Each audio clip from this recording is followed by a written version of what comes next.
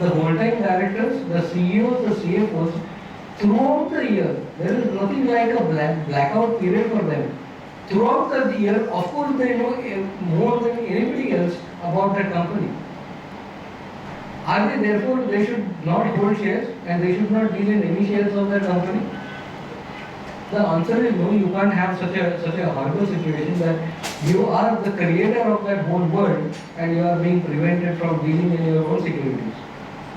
So to allow them a fair chance, what the code now contemplates is that you are a large shareholder, but you are a perpetual insider. There is no point in time throughout 365 days, 24/7 that you will not have asymmetry of information. But if you have decided at the beginning of the year, that in October 2015, I will sell 5% stake, there is a large, serious family event coming up in my family, I need funds and this is what I am going to use it for. I am required to do pre-announcement of my annual trading plan. I may be wanting to acquire shares, I may be wanting to sell shares, whatever I want to do as a promoter or a person in control or a person having a significant perpetual insider information, I can have a yearly pre-announced plan of trading. I do not know whether it will be obviously followed like a front runner by somebody else, but you can theoretically have. Now the only limitation that the new code will prescribe is that once you have announced a trading plan, you cannot withdraw from that plan. Which means if you have said that I may sell up to 2% of shares or 3%, I will buy 3% of this company in a particular quarter, you cannot withdraw from that plan irrespective of the market conditions. So you have to be you have to have such a large foresight that you must have a clear visibility of the future, gaze at the crystal again and again and then announce the... Sir, Yes. other than keeping acquisition, this will be applicable simultaneously.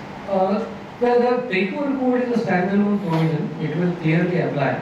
But if I have a trading plan in mind, as a promoter, I am required to pre-disclose that so that the entire market knows that in October 2015 I will sell or I will buy.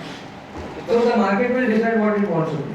Basically, it's a matter of disclosing. And keeping acquisition 5% we know that, then that will not get to. Well, that should not. But again, I mean, we are yet to see first of all the new regulation. There are very few trading plans that have been announced, and I think Bill Gates was the first one to actually pre-announce, as he was anyway making way for his retirement. He had announced his own trading plans very transparently. So I think that's okay. Just one last bit before we close for tea. Is front running insider trading? What is front running? I am the broker or I am the intermediary who is involved in receiving orders from clients that buy 10,000 shares of this company. Okay, I am supposed to implement that transaction. But I have now this information. Is it relating to the company? The answer is no. This is not insider information but relating to the company. But I know or I have been instructed to carry out a large transaction. Natural tendency, let me figure it. Whatever is the consequence of this primary transaction, let me figure out a small bit of my own. As a broker, of course, I can take proprietary positions.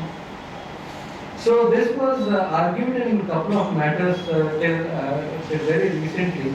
And last year, all the orders up to SAT level have come to a conclusion that front running, although it may be seen as some kind of objectionable activity, there is clear no prevention or no prohibition in law that will require front running to be treated as insider trading.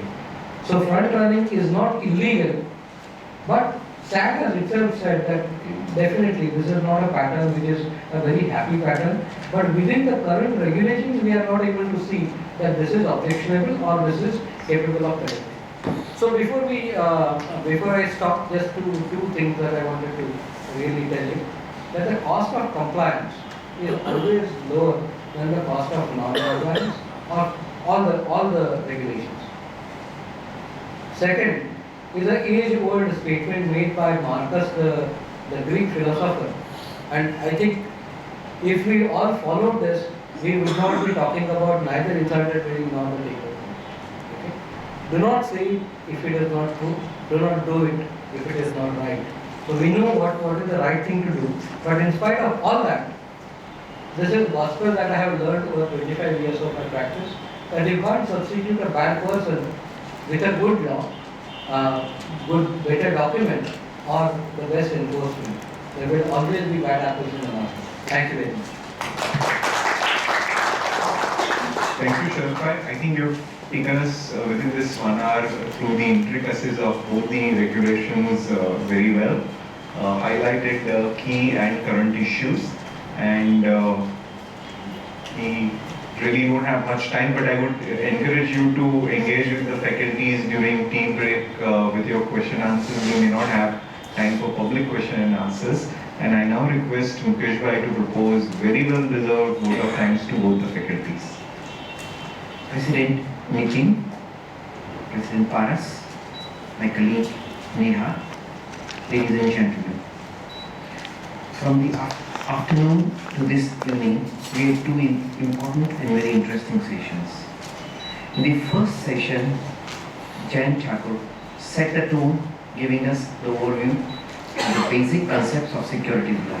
He touched upon very conceptual aspects of securities, SEBI, SCRA, listing agreements, and many important concepts. He deserves a huge round of applause for the simple reason that at a very short notice, he has taken this responsibility to enlighten us on this very important topic. And he did it with heart, mind and soul. Let us express our sincere thanks. In the second session, Advocate Sharad Abhyankar took us to 10 commandments and also gave us takeover code, insider trading and due diligence as important. I'm just reminded of, as far as we as the auditing profession is concerned, in our standards of auditing we have SQC, which has its own moral duties to abide by our own laws, where we try to control ourselves, notwithstanding having knowledge about certain subjects and all, we do not try to do certain things, norms, and it starts and ends with us ourselves morally rather than just the diktat of the law. He also gave us a very insight and how much rigorous the new law are going to take us through. We express our sincere thanks to Advocate Sharad Abhyankar. Please join me to express sincere thanks and then join me for tea and snacks.